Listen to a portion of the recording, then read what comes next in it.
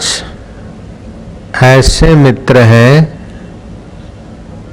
कि वो सबके पास रहते हैं और बड़ा काम करते हैं।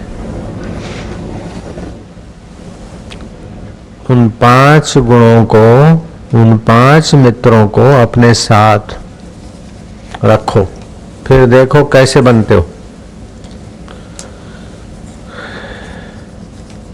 बाबा जी 5 मित्र हैं? हाँ, सब विद्यार्थियों के साथ रहते हैं 5 मित्र, लेकिन अक्ल वाले विद्यार्थी उनसे मित्रता करते हैं।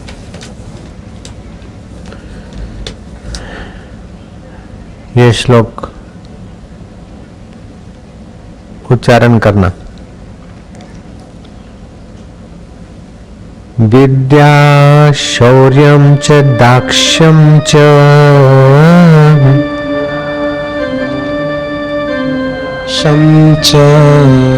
विद्या शौर्यं च दाक्ष्यं च विद्या शौर्यं च दाक्ष्यं च बलं धैर्यं च पंचमम् बलं धैर्यं च पंचमम् मित्राणि सहजन्याहु मित्राणि सहजन्याहु वर्तन्ते एव त्रिर्बुधा वर्तन्ते एव त्रिर्बुधा।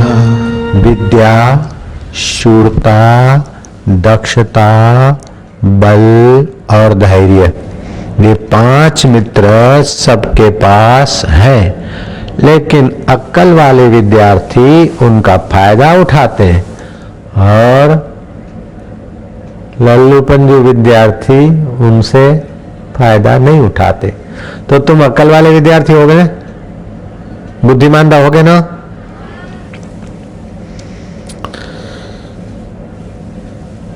विद्या बढ़ाने के लिए मैं एक तुमको खास बात बता दूं, बुद्धि बढ़ाने के लिए खास बात बता दूं, सुनोगे? बुद्धिमान बनोगे, विद्यावान बनोगे, व्यवहार में दक्ष बनोगे, मजबूत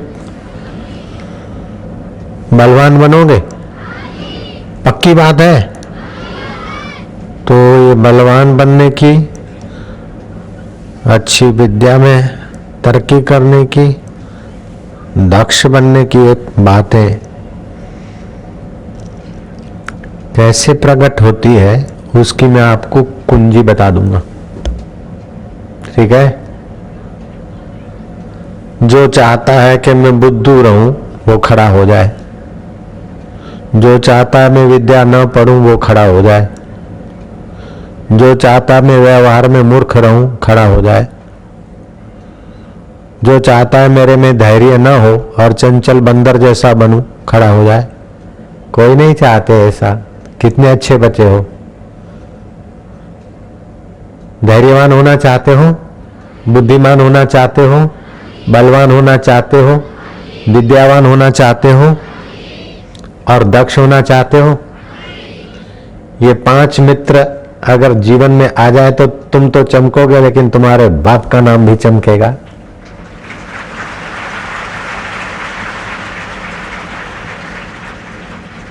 मैं इनकी खास कुंजी बता दूं तुमको।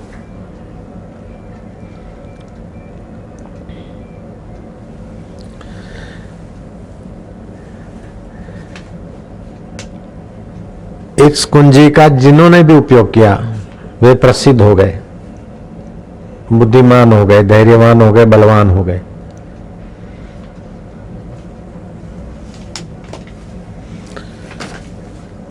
नागपुर नाम सुना है तुमने? नागपुर है ना?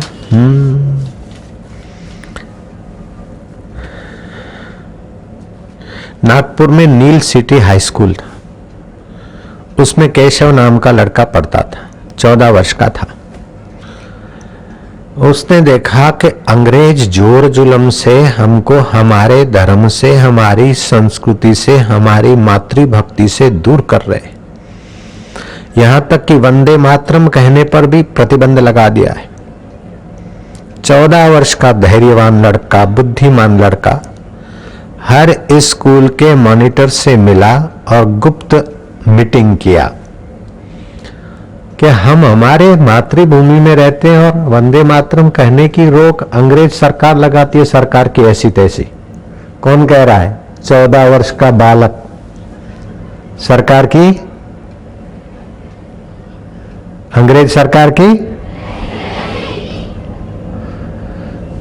जो अच्छे हिम्मतवान बुद्धिमान लड़के थे उन्होंने साथ दिया और सभी ने तय किया क्या करना है। लेकिन ये बात गुप्त रखनी है, अपने आगेवान का नाम नहीं लेंगे। हर मॉनिटर ने ये बात तय कर ली। जो ही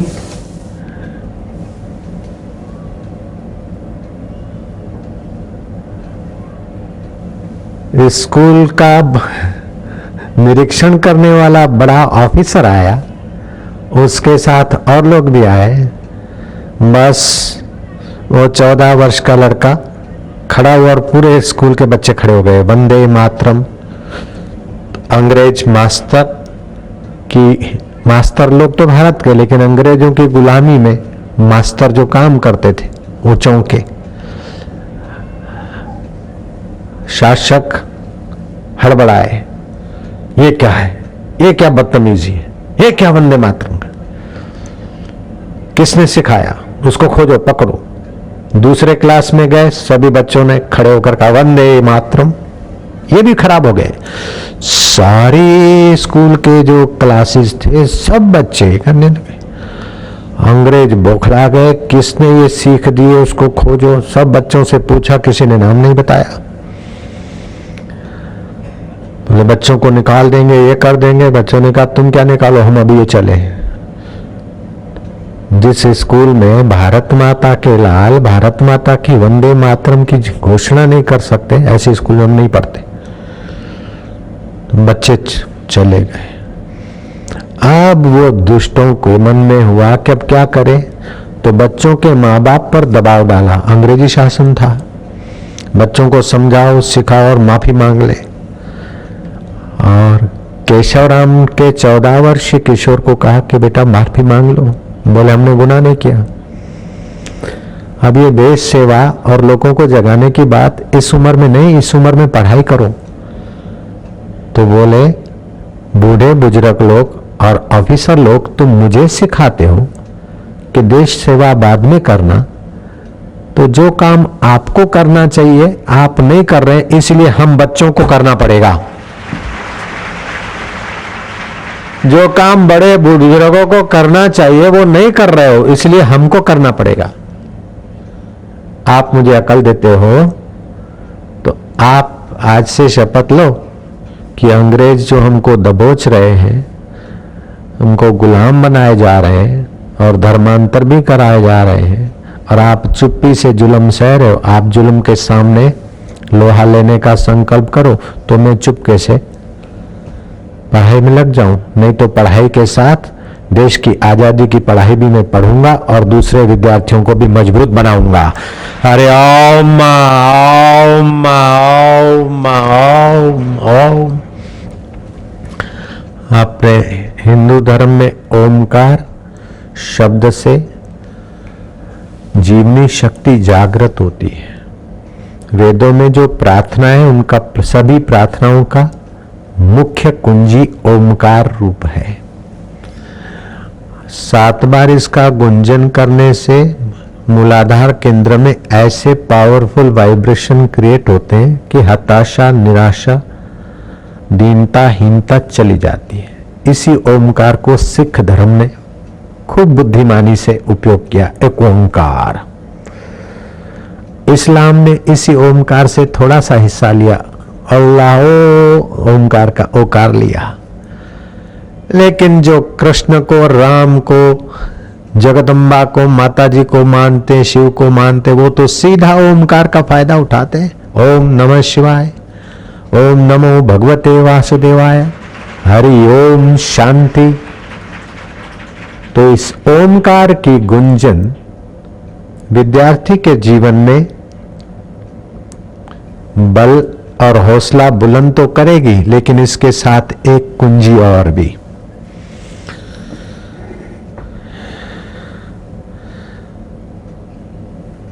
आखिर उस बड़े बूढ़े बुजुर्गों को कहना पड़ा कि भाई ये लड़का 14 वर्ष का तो बालक लगता है, लेकिन ये कोई होनहार है।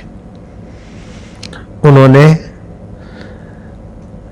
लड़के पर दबाव डालने के बजाय लड़के की पीठ ठोकी के शाबाश शाबाश। बोले मुझे शाबाशी तो देते, लेकिन तुम भी जरा हिम्मत से काम लो, क्यों दब मरना।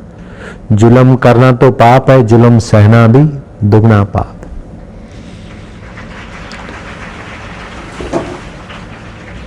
बच्चों को सीख देते देते मुझे आतंकवादियों को संदेश देना है। जयराम जी की जो आतंकवाद से निर्दोष लोगों की हत्या करके कुछ पाना चाहते हैं, उनको मैं नालत नहीं देता हूं। हालांकि लाखों करोड़ों लोगों की नालतें उन पर बरस रही है, जयराम जी की, मैं उनको नालत नहीं देता। मैं उनको फिर से प्यार से अपना भाई समझकर, अपना साधक भक्त मित्र समझकर उन सभी आतंकवादी भाइयों को स्नेह सहित प्यार सहित प्यारी सीख देता हूं। नालत तो उन पर खूब पड़ रही है, मैं नालत नहीं दूंगा। जयराम जी की उन आतंकवादियों को मैं प्यार भरी, स्नेह भरी, पुचकार भरी सीख दूंगा। दुनिया को आतंक से नहीं प्यार से जीते, विष को विष से नहीं अमृत की धार से जीतो। तुम यदि किसी का दिल जीतना चाहते हो तो आतंक से नहीं सरल मृदु पवित्र व्यवहार से जीतो।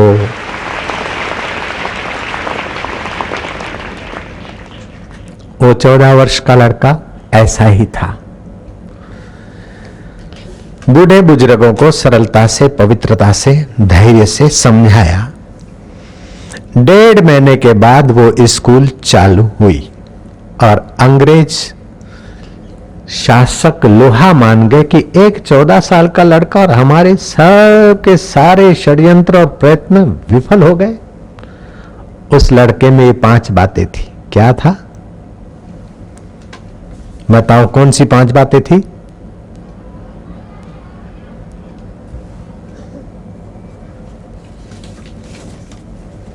मैं फिर सुनो। विद्या शौर्यम दाक्ष्यम च विद्या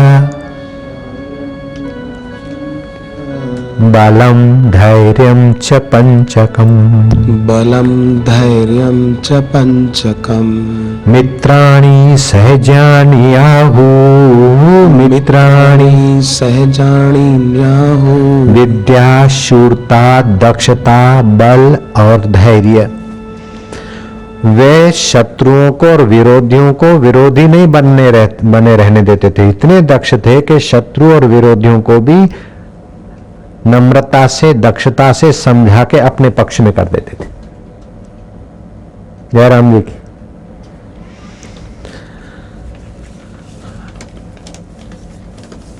एक बार नागपुर के पास यवतमाल में वे गए, अपने साथियों के साथ कहीं सुबह टहलने जा रहे थे।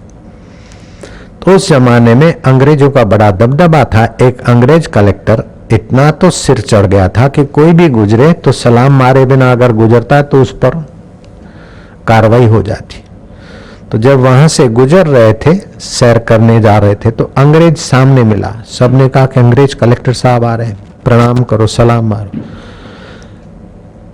बड़ी बड़ी उम्र के लोग प्रणाम करने लगे, लेकिन 14 वर्ष का वो बालक अब 15 का हुआ होगा, 16 का हुआ होगा। उसने कहा मैं सलाम नहीं करता, प्रणाम नहीं करता। तो अंग्रेज कलेक्टर के सिपाहियों ने उस लड़के को पकड़ लिया। अबे क्यों सलाम नहीं करता? तेरे से बड़े साहब हैं, बोले मैं प्रणाम क्यों करूं इनको, ये हमारे धर्म के नहीं है, हमारे देश के नहीं है, और ये कोई महात्मा नहीं है, ये तो सरकारी नौकर है। अगर अच्छा काम करते तो आदर से प्रणाम किया जाता है, जोर जुलम से प्रणाम करने की कोई जरूरत नहीं है।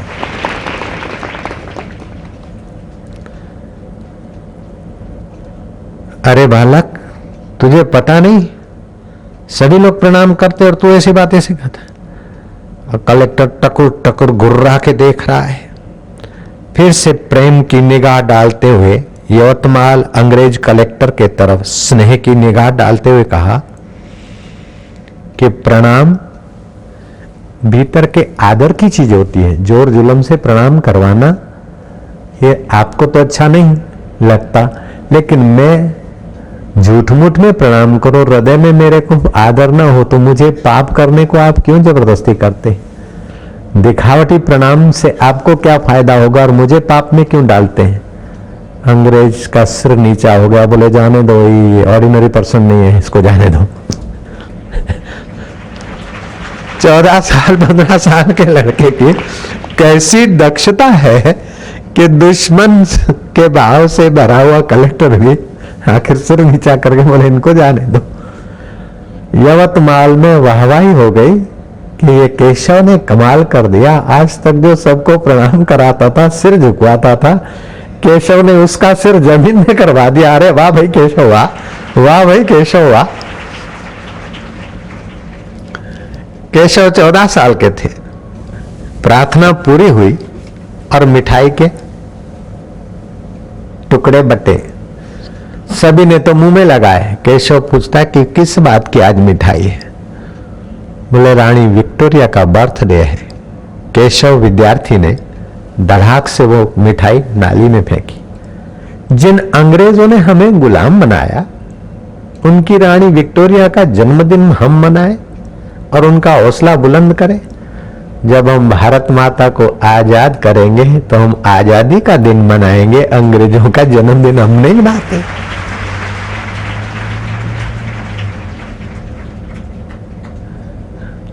केवल केशव राम नहीं, तुम्हारे राजस्थान नाम सुना है? राजस्थान, राजस्थान में डूंगरपुर है। डूंगरपुर में 19 जून 1947 रास्तपाल गांव, डूंगरपुर डिस्ट्रिक्ट का रास्तपाल गांव, उस गांव की कन्या कितने साल की? 10 साल की, अपने खेत से चारा उठाकर आ रही थी। सिर पर हाथ में हंसिया था। उसने देखा कि ट्रक के पीछे हमारे स्कूल के मास्टर साहब बंधे हैं और घसीटे जा रहे। 19 जून 1947 डूंगरपुर डिस्ट्रिक्ट राजस्थान के रास्तपाल गांव में उस 10 वर्षीय कन्या जिसका नाम था काली। काली कलकत्ते वाली, तेरा वचन न जाए खाली। काली का शौर्य उभरा। मेरे मास्टर को छोड़ दो। सिपाही कहते हैं लड़की हट जा। बोले नहीं, मेरे मास्टर साहब को ट्रक के पीछे घसीट कर क्यों मारते, छोड़ दो छोड़ दो। ऐ मूर्ख लड़की, गोली चला दूंगा। बोले गोली बंदूक के सामने धरी, फिर भी लड़की ने उनकी परवाह न की और हंसिया से मास्टर साहब और ट्रक के बीच जो लंबी रस्सी थी, उसको रस्सी को काटकर मास्टर की जान बचाई। लेकिन निर्दयी सिपाहियों ने, अंग्रेज के गुलामों ने धड़ाक से गोलियां बरसाई।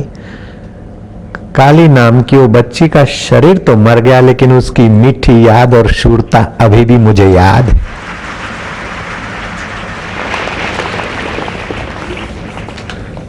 मास्टर का नाम था सेंगा भाई।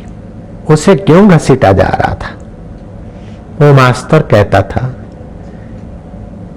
कि वनवासियों की पढ़ाई बंद मत करो और वनवासियों को जबरदस्ती अपने धर्म से च्युत मत करो। तो देखा कि ये सेंगा भाई हमारा विरोध करता है, हमसे लोहा लेने का सबको सिखाता है, तो इसको ट्रक से बांधकर घसीट के मरवा दो। राजा से मिलकर चाटुकार राजा ने सम्मति दी और सेंगा मास्टर की इस ढंग से मृत्यु करवाना था कि डूंगरपुर डिस्ट्रिक्ट में एक दहशत फैल जाए, कोई भी उन अंग्रेजों के खिलाफ आवाज न उठाए। लेकिन गुरु तेग बहादुर बोलिया सो सिखो बड़ भागिया, धड़ दीजिए धर्म न छोड़िए। और वो एक 10 वर्ष की कन्या ने शूरता दिखाई। मैं तो फिर से उसे खूब स्नेह करूंगा, प्रणाम भी करूंगा उस बालिका को। वाह देवी वाह बच्ची वाह, कैसा शौर्य, कैसी देशभक्ति और कैसी सत्य निष्ठा। 10 वर्ष की कन्या। हम बच्चे हैं तो क्या हुआ, देश की तकदीर है, देश की तस्वीर है, भविष्य की तकदीर है। आप ऐसे बनो कि भारत को फिर से धर्मगुरु पद पर आसीन अपनी उम्र में ही देखना है। अरे ओम ओम ओम ओम।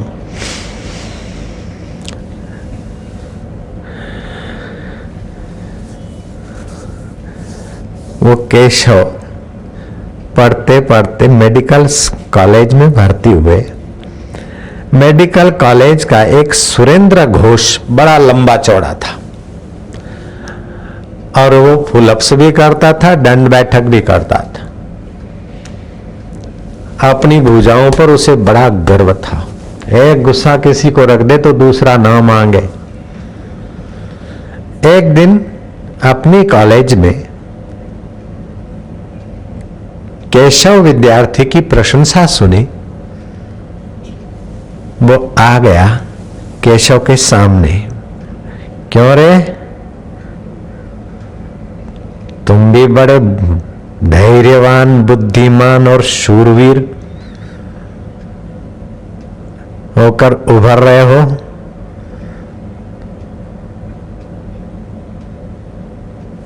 है शूरता तो मुझे मुक्के मारो, कितनी तुम्हारी ताकत है मैं देखता हूं। केशवराम ने कहा नहीं नहीं भैया, मैं तुम्हें नहीं मारूंगा, आप ही मुझे मुक्के मारो। ऐसा करके अपनी भुजा खड़ी कर दी और वो जो पुलअप्स करके अपनी बाहुओं को, भुजाओं को मजबूत कर चुका था, कसरत करता था सुबह और शाम, उसने मुक्का मारा। 1 2 3 5 25 15 20 30 40 मुक्के मारते मारते आखिर सुरेंद्र घोष थक गया, पसीने से तरबतर हो गया। देखने वाले लोग चकित हो गए। आखिर सुरेंद्र घोष ने कहा कि तेरा क्या हार्ड मांस का शरीर है कि लोहे का पत्थर का है? भैया तू सच बता, तू कौन है?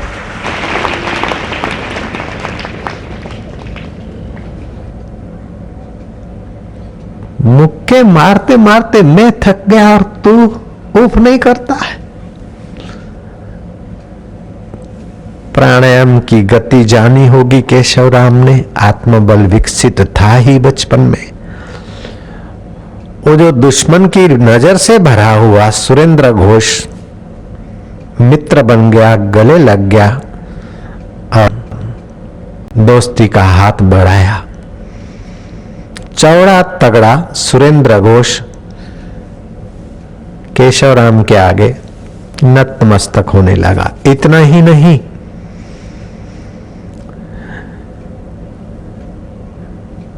कलकत्ता के प्रसिद्ध मौलवी लियाकत हुसैन 60 साल के थे और नेतागिरी में बड़ा उनका नाम था। नेतागिरी से उनको जो खुशियां मिलती थी तो 60 साल के होते हुए भी वे युवानों को पीछे कर देते चलने, बोलने, काम करने में।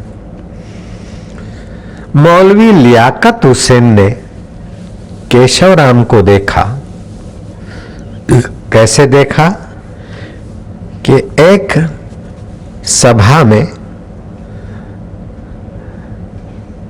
कोई भाषण कर रहा था और उस भाषण में उसने लोकमान्य तिलक के लिए हल्के शब्द उपयोग किए।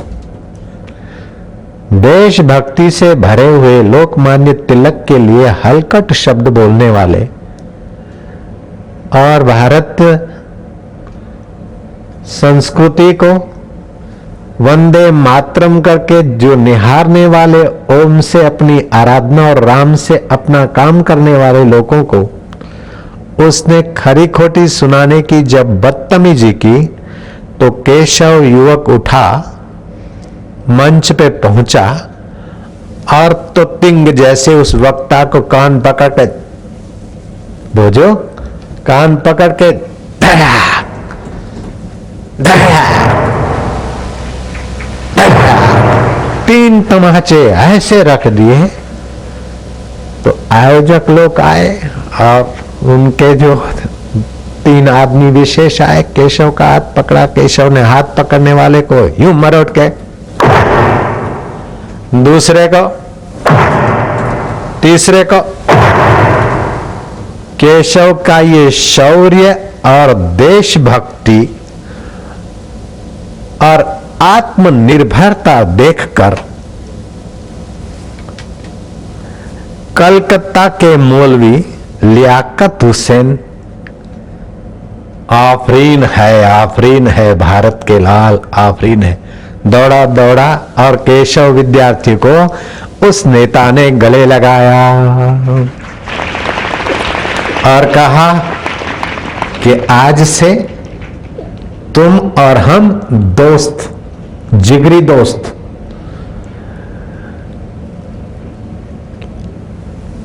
और मेरा कोई कार्यक्रम होगा तो मैं आपको बुलावा दूं, आप आओगे? केशव ने कहा क्यों नहीं भैया, हम सभी भारतवासी हैं और इंसानियत के पुकार पर सभी एक दूसरे से कंधा मिलाकर चलेंगे। जब वो लियाकत अली कार्यक्रम करता और केशव को बुलाता तो केशव अपने विद्यार्थियों सहित भगवा ध्वज लेकर उनके सरघस में जाता, वंदे मातरम आदि गुंजाते।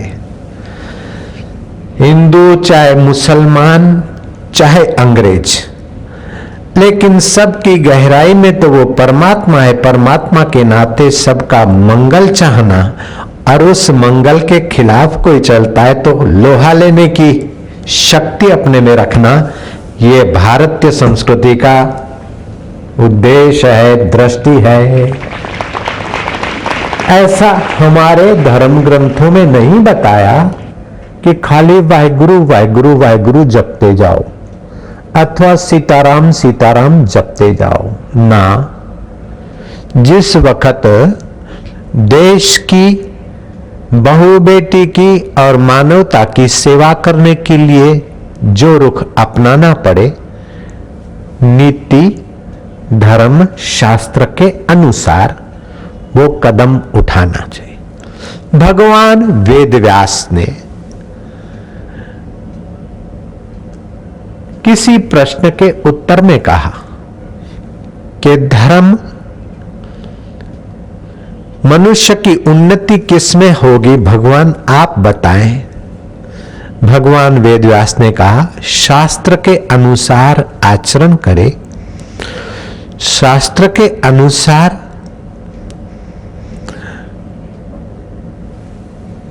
अपने तन को मन को स्वस्थ बनाए। जैसे मैदे की डबल रोटियों का नाश्ता तो भी अच्छा लगता है, लेकिन आगे चल के आंतें कमजोर हो जाएगी और बासी खुराक स्वास्थ्य के लिए, बुद्धि के लिए अच्छा नहीं। तो इस प्रकार कैसा खुराक खाना चाहिए ये शास्त्र के अनुसार। सुबह नींद में से उठते समय थोड़ा शांत होकर भगवान का स्मरण करके बाद में बिस्तर छोड़ना चाहिए। नींद का त्याग शास्त्र के अनुसार करे। माता पिता और बड़े लोगों का, बूढ़े बुजुर्गों का आदर करना ये शास्त्र की आज्ञा है। जयराम जी की, तुम्हारे में बल आ गया लेकिन फिर भी कितने भी बलवान हो, दुर्बल माता तुम्हारे लिए पूजनीय है। जयराम जी की दुर्बल व्यक्ति तुम्हारे लिए सेवा करने योग्य है। तुम उनकी सेवा करो, ऐसा तुम्हारा बल सार्थक है। तुम्हारा बल अगर दुर्बलों को सताने में है तो तुम शास्त्र के विरुद्ध कर रहे हो। बलवान होते हुए भी तुम असुर हो। वह बल क्या जो निर्बल की सहायता में काम न आए। वह मानवता किस काम की जो देश की और देश के निर्दोषों की सेवा में काम न आए। तो चाहे नीति, चाहे धर्मशास्त्र हो, चाहे समाज शास्त्र हो, चाहे अर्थशास्त्र हो, लेकिन जिस शास्त्र में नियंत्रण और विधि निषेध नहीं है, ये करो ये ना करो, ये ज्ञान नहीं है, वह शास्त्र नहीं। मानवीय लोक मंगल की भावना से जो नहीं भरा वो ग्रंथ सदग्रंथ नहीं है। मैं फरीद, बाबा फरीद की मां को धन्यवाद दूंगा, जयराम जी की, और मैं सिख धर्म के उन सपूतों को खूब खूब स्नेह करूंगा कि उन्होंने कोई कोर कसर या राग देश नहीं रखा। बाबा फरीद के वचन अपने गुरु ग्रंथ साहिब में लिखे पड़े हैं। किसी को विश्वास न हो तो जाकर देख ले। बाबा फरीद की मां बाबा फरीद को बाबा नहीं था, वो बच्चा था तब की बात है।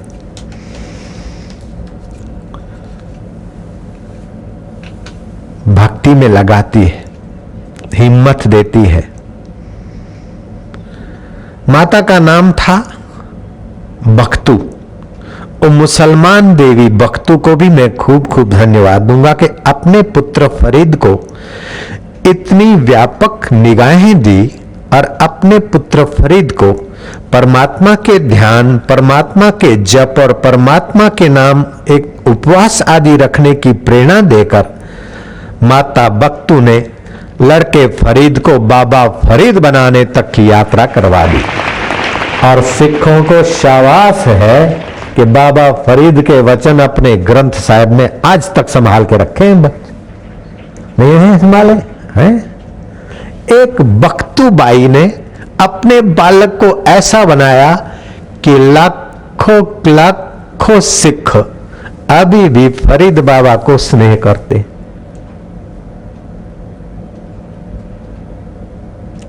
तो माताओं में कितनी योग्यता, कितनी शक्ति। ऐसे ही ऋतध्वज राजा की पत्नी मदालसा रानी ने अपने एक बेटे को नहीं, सभी बेटों को ब्रह्मज्ञानी बना दिया। विक्रांत नाम के बेटे को ब्रह्मज्ञानी बनाया और राजपाट की आसक्ति छोड़कर एकांत में समाधि लगाने चला गया। सुपहो को, अरिमर्दन को, आखिर पति ने कहा तू सारे बेटों को ब्रह्मज्ञान की लोरियां दे देकर ऐसा तो ज्ञान भर देती है कि उनको मोह माया और संसार भोग की वासना ही नहीं होती, तो आखिर मेरा राज कौन संभालेगा?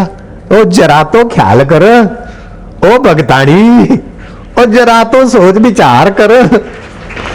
सारों को भगवान का, अकाल पुरुष पर ब्रह्म का ज्ञान दे दिया, सारे ब्रह्मज्ञानी मुक्त कर दिए। एक बेटे को तो थोड़ा अधूरा ज्ञान दे। रानी मदालसा ने पति की बात को थोड़ा ध्यान में लिया। बेटे को ब्रह्मज्ञान तो दिया लेकिन थोड़ा अधूरा दिया ताकि संसार में भी लगा रहे। लेकिन मां गजब की बुद्धिमान, अधूरे ज्ञान से मेरा बेटा संसार में एक दिन तो बूढ़ा होगा, राज्य छूट जाएगा और मर जाए और फिर दूसरे के गर्भ में आए और मेरा बेटा और दोबारा गर्भ में जन्मे। ना ना, मां ने कुछ लिखा, तावीज में मढ़वाया और अपने राजगद्दी बैठे बेटे अलरक के गले में पा लिया तावीज।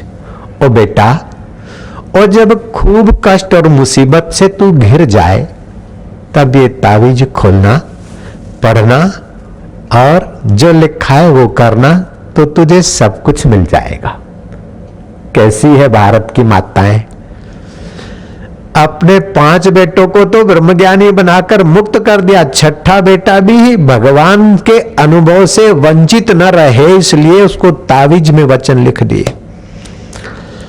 और पति ऋतध्वज के साथ मदालसा एकांत में राज्य वैभव को ठोकर मारकर एकांत अरण्य में चले गए, बेटे को राजगद्दी दे गए। जो बेटे ब्रह्मज्ञानी होकर विचरण कर रहे थे उनको पता चला, माता के दर्शन करने गए। माता ने कहा, बेटे तुम तो ब्रह्मज्ञानी हुए, लेकिन तुम्हारा एक भाई अलरक, वो आधा ज्ञान, उसको आधा धर्म का तो ग्रंथ है, ज्ञान है, लेकिन अभी मुक्ति का अनुभव नहीं, उसका ख्याल रखना। माता जो आज्ञा।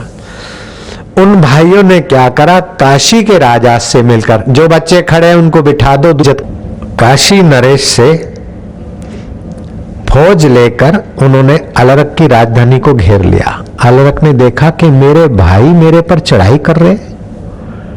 भाइयों ने कहा कि हम बड़े हैं और राज्य में हमारा हक लगता है, तू काहे का राजा बन बैठा है। अब अलरक सोचता कि एक तरफ तो इतनी बड़ी सेना काशी नरेश की और दूसरे तरफ हमारे भाई है, तो भाई और काशी नरेश की सेना से मैं कैसे लड़ा लूंगा, अपने लोही से, अपने भाइयों से लड़ मरूंगा। बड़े चिंता और कष्ट में ऐसा तो घिर गया कि इससे बड़ा कष्ट क्या हो सकता है कि सगा एक मां का रक्त और उसके सामने युद्ध करने जाऊं। याद आया कि मां ने कहा कि दुख पड़े तो तावीज खोलना, और तावीज खोला तो तावीज में लिखा था कि दुख पड़े तो संत शरण जाइयो जी, संत शरण जाना। संत शरण जो जन पड़े सो जन उधरण हार, संत की निंदा नानका बहिर बहिर अवतार। किसी की तबाही करनी हो तो उसको संत की निंदा सुनाओ, उसकी तबाही हो जाएगी, लेकिन सुनाने वाले की भी तो हो जाएगी। और किसी को आबाद करना हो तो संत का सत्संग सुनाओ, तो संत के सत्संग में ले जाने में उसको मददगार हो जाओ तो तुम्हारा पुण्य बढ़ जाएगा। किसी को तबाही की खाई में फेंकना है तो उसको शराबी बना दो और संत का निंदक बना दो, बस 7 पीढ़ियां तबाह हो जाएगी। और किसी को आबाद करना हो तो संत के देवी कार्य में लगा दो और सत्संग का रंग लगा दो, उसकी 7 पीढ़ियां तर जाएगी।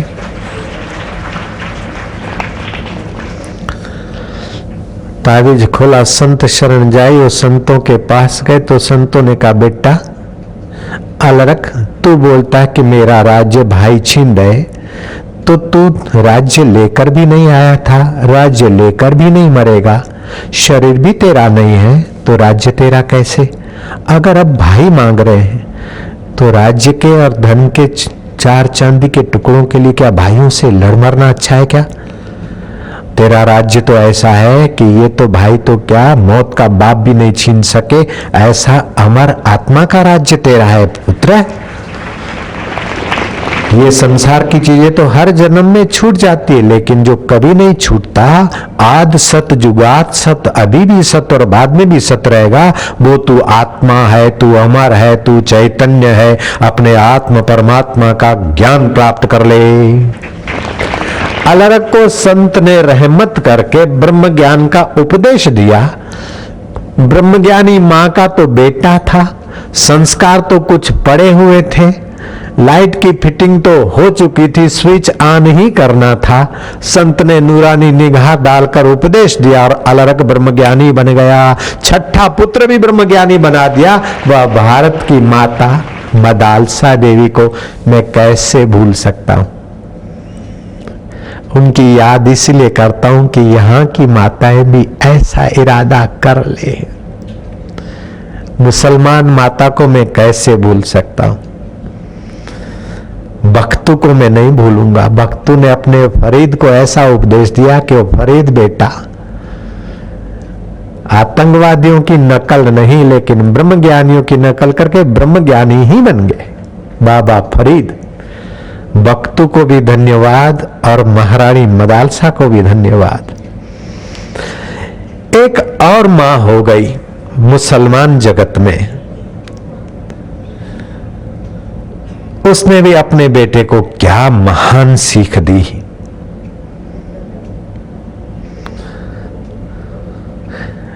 उस मां का नाम था नूरा। हातिम राजा की मां नूरा, उसने भी अपने बेटे को अच्छी ऐसी सुंदर सीख दी और बेटा भी मां को प्रणाम करता था। हिंदुओं के प्रति नफरत नहीं रखना चाहिए क्योंकि वो भी अल्लाह की ही संतान है। बेटा बादशाह तो वह है जो सबको एक नजर से देखे। मां की सुंदर सीख ने हातिम को नेक राजा बनाया, प्रजा का प्रिय राजा था। आसपास के राजा उससे जेलसी करने लगे। जो कट्टरवादी राजा था बलवान, उसने ठान रखा था कि मैं हातिम का सिर अपनी दरबार में लाऊंगा तब चैन से सोऊंगा। एक फकीर को पता चला और वो फकीर हातिम के नगर में पुकार लगाने लगा, संत बादशाह की पुत्री फकीर से निकाह, हिम्मत मर्दा मददे खुदा, बादशाह की पुत्री फकीर से निकाह। बादशाह की लड़की फकीर से शादी करेगी। हातिम को पता चला, फकीर से बातचीत हुई। फकीर के प्रभाव में आकर हातिम ने कहा, बाबा जी मांग लो क्या चाहिए। बाबा जी ने कहा, तेरा सिर चाहिए हातिम। बोले, मैं अपना सिर तो नहीं दे सकता क्योंकि वो मेरी मां के चरणों में रोज झुकता है, वो मेरी मां की सौगात है बाबा, और कुछ मांग लो। मैं हातिम उस मुसलमान युवक को भी शाबाश दूंगा। हिंदू धर्म का मातृ देवो भव मंत्र उसने अपने जीवन में लाकर मिसाल कायम कर दी। बोले, अच्छा अपनी मां से पूछो। मां ने देखा कि ये संत महाराज कोई साधारण बाबा नहीं है, ये कोई मजहबी बाबा नहीं है, ये तो योगी और ब्रह्मज्ञानी संत हैं। बाबा ने नूरा की ऊंची समझ का मूल्यांकन किया था। नूरा ने हातिम का हाथ पकड़कर बाबा के हाथ में रख दिया। बाबा क्या चाहिए? बोले, तेरा बेटा चाहिए भिक्षा में। ले बेटा, मेरा बेटा लो बाबा भिक्षा में। हातिम का हाथ पकड़ के फकीर शत्रु राजा के राज दरबार में ले गया। बंदी की हालत में, और वो शत्रु घमंडी राजा कट्टरवादी, हा हा हा हा, हातिम कैसे पकड़े कर आ गए, अब तेरा सिर मेरी राज दरबार में झुका, अब तेरा सिर उतरेगा। अभी बनो उदारतावादी, सब में एक है, हिंदू मुसलमान सब एक है। हा हा हा हा। तब हातिम ने कहा कि तुम्हारे बल से मैं यहां नहीं आया हूं,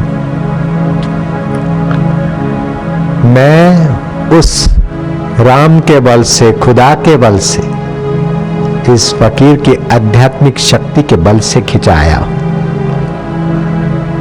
तुम मेरा सिर नहीं उतार सकते हो, सिर तो मेरी मां को दे चुका था, मां ने मेरा सिर फकीर को दिया, फकीर जाने तुम जानो। संत महात्मा ने उस कट्टर राजा को कहा कि सुन ले, अपनी जो शहजादी बेटी है उसकी निकाह हातिम से करवा ले, नहीं तो तेरे राज को और तेरे को मैं मिट्टी में मिला दूंगा। समझता क्या है?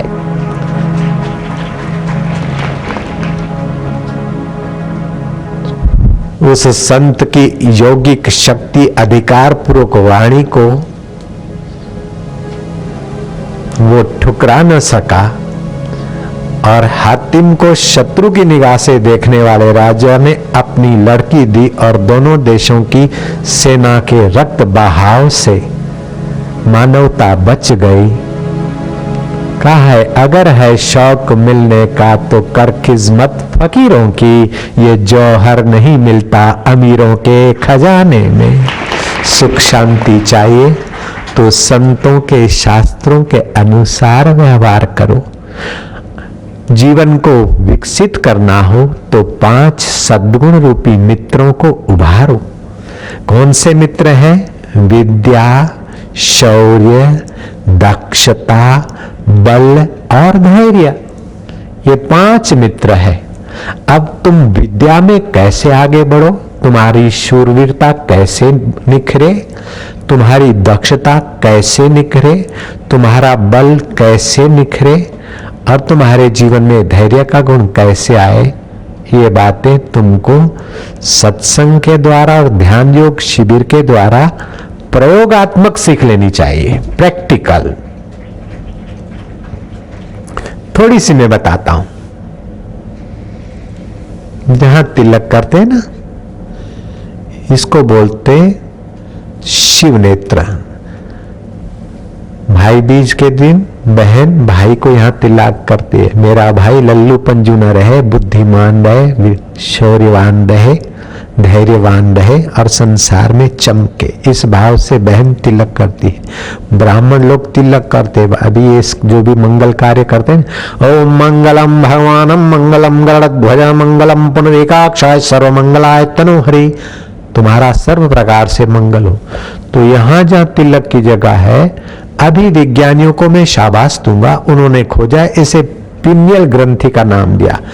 यहां से विचार और आदेश देने का सामर्थ्य निखरता है, इधर पिनियल ग्रंथि। और जहां शिखा है, चोटी है, वहां जो मस्तिष्क का हिस्सा है, चोटी रखने से वो मस्तिष्क का हिस्सा ज्यादा सक्रिय होता है, ज्यादा प्रभावशाली होता है और ज्यादा सूक्ष्म तरंगों को झेल सकता है। तो टेलीफोन का जैसे रिसीवर है ना, एक तरफ से सूचना लेते हैं और दूसरे तरफ से आदेश सूचना देते हैं, ऐसे ही मगज के पीछे के हिस्से से आप सूचनाएं लेते हैं और वातावरण में से समझ उभारते हैं और आगे के हिस्से से उपयोग करते। तो आगे का हिस्सा जितना भी सुविकसित होगा उतना ही आप धैर्यवान होगे, बुद्धिमान होगे। तो मैं चाहूंगा कि रोज सुबह चंदन का तिलक कर सको तो अच्छा है। अगर चंदन ना मिले तो फिर तुलसी के पौधे में जो मिट्टी होती गीली उसका, अथवा वो भी ना मिले तो कंकु का तिलक, अगर वो भी ना मिले तो स्नान करते समय पानी का तिलक ही कर लो। ओम ओम ओम धैर्यवान, बुद्धिमान, शक्तिवान, शूरवान, ओम ओम। इतना तो तुम याद कर सकते हो ना, मैं धैर्यवान, बुद्धिमान, शक्तिवान बनूं, ऐसा करके तिलक इतना तो कर सकते हो। पानी तो मिलेगा ना। समझो कोई जल्दबाजी में करना भूल गए और पानी भी नहीं है, बस में बैठे हैं, तो उंगली तो है अपने साथ कि नहीं है? वो उंगली लेके 2-3 बार ओम ओम ओम, विद्या, शौर्य, धैर्य, बल, धैर्य, बल, दक्षता, शौर्य, विद्या, ओम ओम ओम, इतना तो कह सकते हो, कर सकते हो। जब 10 वर्ष की काली नाम की लड़की इतनी शूरवीरता दिखाती है, 14 वर्ष के केशव इतने धैर्यवान, बुद्धिमान, शूरवीर होते हैं, तो तुम नहीं हो सकते क्या?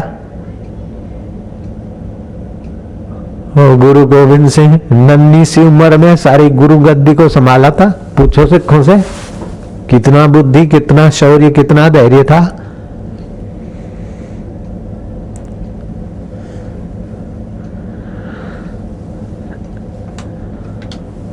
ऋतध्वज राजा की पत्नी मदालसा में वह शौर्य था कि इस संसार में रहते हुए संसार को स्वप्न तुल्य मानती और अपने आत्मा की अमरता को जानती थी।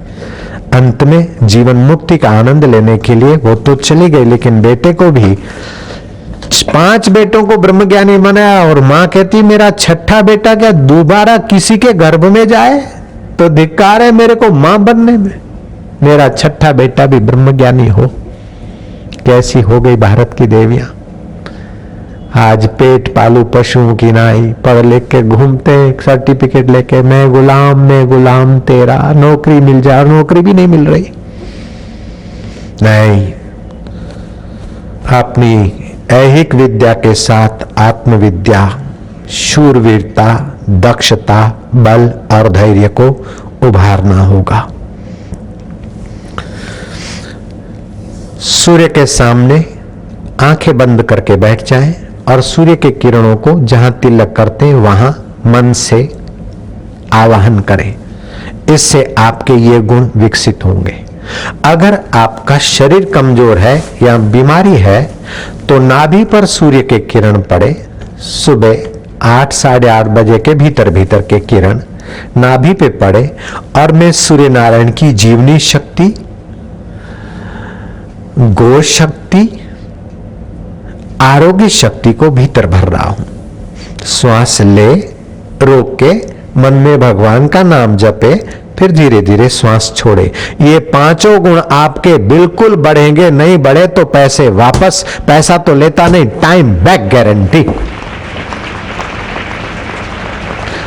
अगर निरोगता बढ़ानी है तो नाभि केंद्र पर सूर्य किरणों का आवाहन करो, और बालक और विद्यार्थी हैं तो अपनी ये 5 बातें बढ़ानी हो तो जहां तिलक करते वहां सूर्य के किरणों को शोषित होने दो और श्वास लो, रोको। इन 5 बातों को थोड़ा सा याद करके धीरे धीरे श्वास छोड़ो। फिर ये करने के बाद 10 सूर्य नमस्कार कर लो। एक सूर्य नमस्कार में 10 आसन हो जाते हैं। 10 सूर्य नमस्कार में 10 प्राणायाम हो जाते हैं। आपका शरीर निरोग रहेगा।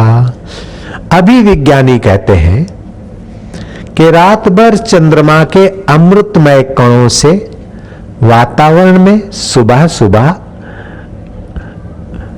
ऑक्सीजन, जीवनी शक्ति और ओज की मात्राएं ज्यादा होती है। तो जो सुबह सुबह वॉक लेने जाते हैं अथवा सुबह सुबह जो खुली हवा में घूमते हैं और प्राणायाम आदि कर लेते हैं अथवा ये प्रयोग करते हैं, उनको विशेष लाभ होता है। ज्यों ज्यों सूर्य उभरता जाता है, देर होती जाती है, लोग जगते हैं, कार्यकलाप होते रहते हैं और गाड़ी मोटरों का हानिकारक जहरी धुआं हवामान में घुलता जाता है। त्यों त्यों जीवनी शक्ति कम होती जाती है और हानिकारक तत्व बढ़ते जाते हैं। तो सुबह सूरज उगते समय का फायदा लेने वाले विद्यार्थी इन 5 चीजों को बढ़ाने में बिल्कुल सफल होंगे। एक बात और,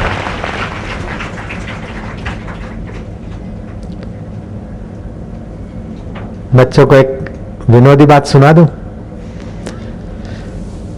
जेलर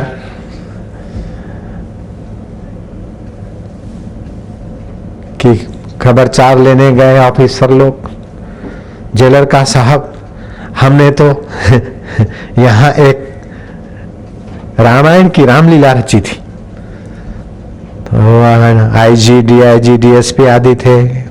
बोले वाह भाई जेलर, तुमने बहुत अच्छा काम किया। हरामी कैदी भी अच्छे बन जाएंगे रामायण देखकर, क्योंकि नीति की शिक्षा है इसमें। बहुत अच्छा काम किया। तो जेलर कहता कि सर, जो कैदी हनुमान बना था उसको संजीवनी लेने भेजा, अभी तक आया नहीं है, फरार हो गया। बोले तुमने सज्जनता तो है लेकिन दक्षता नहीं है। हनुमान का पाठ उसको क्यों दिया? उसको तो पाठ दूसरा देना था। कैदी को हनुमान का रोल दिया कि जाओ, वो हनुमान का रोल बजाते बजाते फरार हो गया। तो सज्जनता के साथ दक्षता भी होनी चाहिए। जयराम जी बोलना पड़ेगा।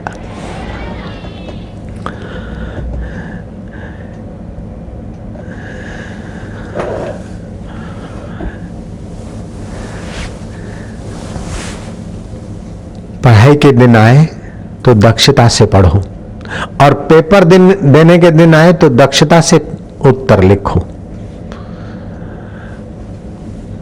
पेपर के दिनों में गड़बड़ाओ नहीं, हड़बड़ा मत जाओ।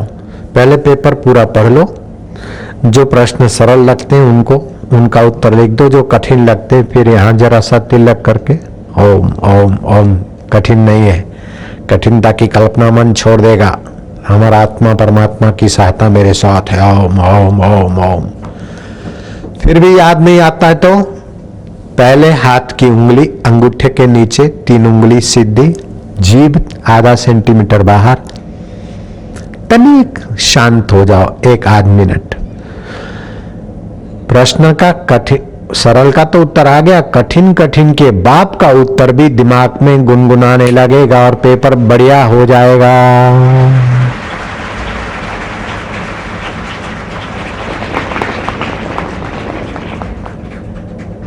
एक बात और, सुबह तुलसी के 5 पत्ते चबाकर पानी पियो। ऐसे ढंग से पानी पियो कि फिर तुलसी के कण मुंह में न रहे। इससे याद शक्ति में मदद मिलती है। कैंसर की बीमारी कभी नहीं होगी, जलंधर भगंदर की बीमारी कभी नहीं होगी।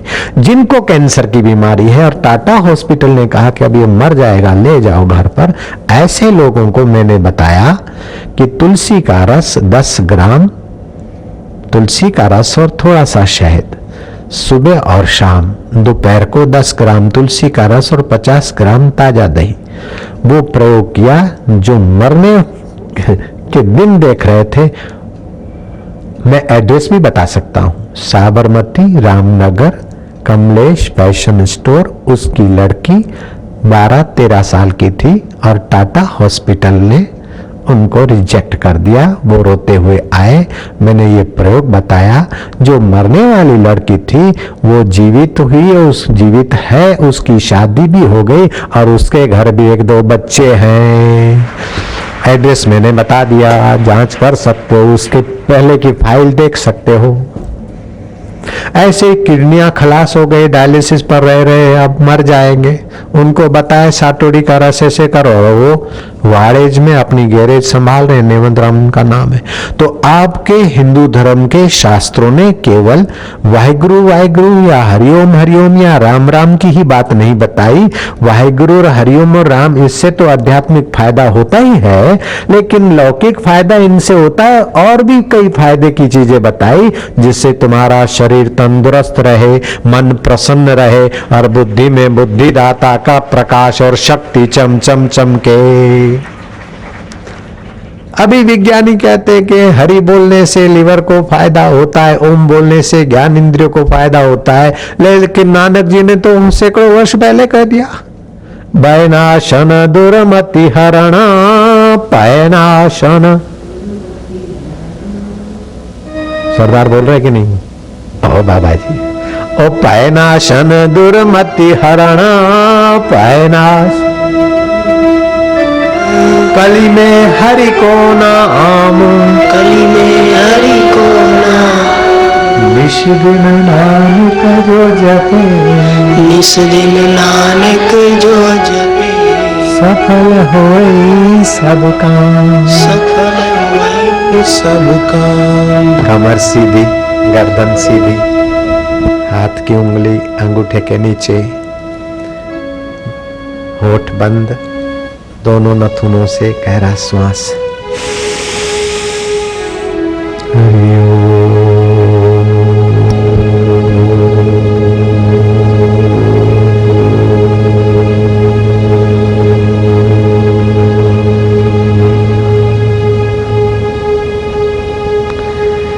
सभी का पूजन किया था राजा जनक ने। नहीं, सुलभा का, सुलभा इतनी महान हो गई थी कि राजा जनक ने राज में बुलाकर सुलभा का पूजन किया था। ऐसी ऐसी बच्चियां हो गई कि बड़े बड़े राजा उनका पूजन करते थे। आजकल बच्चियों को फैशन की अंधी होड़ करा के अपना पफ पाउडर लाली लिपस्टिक बेचने का षड्यंत्र करके हमारी बच्चियों को बेशर्माई का पाठ पढ़ाने वाली ये बहुराष्ट्र कंपनियों से सावधान रहना चाहिए।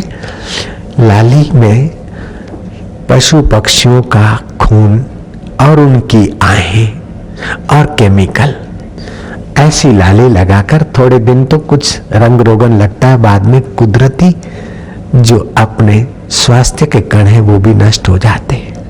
लाली मेरे लाल की जित देखूं तो लाल, लाली देखन में गई मैं भी हो गई निहाल, ऐसे परमात्मा की लाली।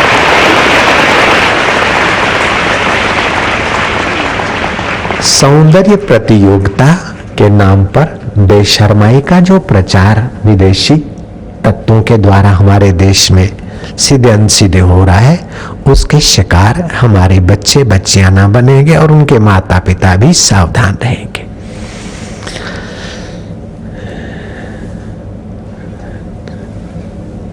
अगर शादी विवाह है अथवा रूप लावण्य सौंदर्य बढ़ाना हो तो नारंगी के छिलटे छाया में सुखा दिए, उनका घोल बनाकर लगाए और सुबह फटकड़ी के पानी से धो दो, सदा के लिए खूबसूरती आएगी। ये रोज रोज रोगन रोगन लगाकर असली सौंदर्य का भी दिवाला क्यों निकाले।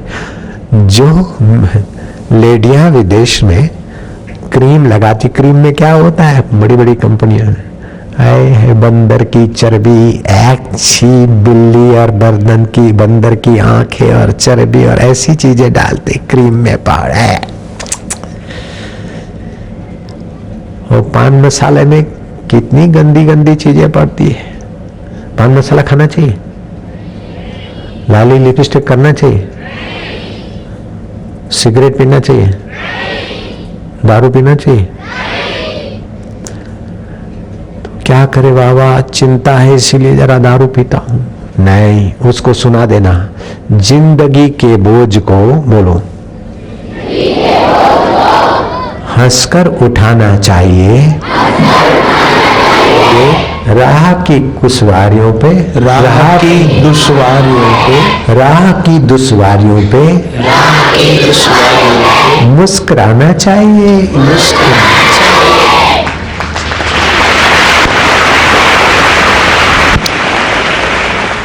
अब एक चरण बच्चियां बोलेगी और एक हिस्सा बच्चे बोलेंगे। जिंदगी के बोझ को हंसकर उठाना चाहिए, राह की दुश्वारियों पे मुस्कुराना चाहिए। नहीं, मुस्कुराना चाहिए नहीं, मुस्कुराना चाहिए। अब बच्चे बोलेंगे, जिंदगी के बोझ को हंसकर उठाना चाहिए, राह की दुश्वारियों पे मुस्कुराना चाहिए। जहाजों को डुबा दे उसे तूफान कहते हैं, तूफानों से टक्कर ले उसे इंसान कहते हैं।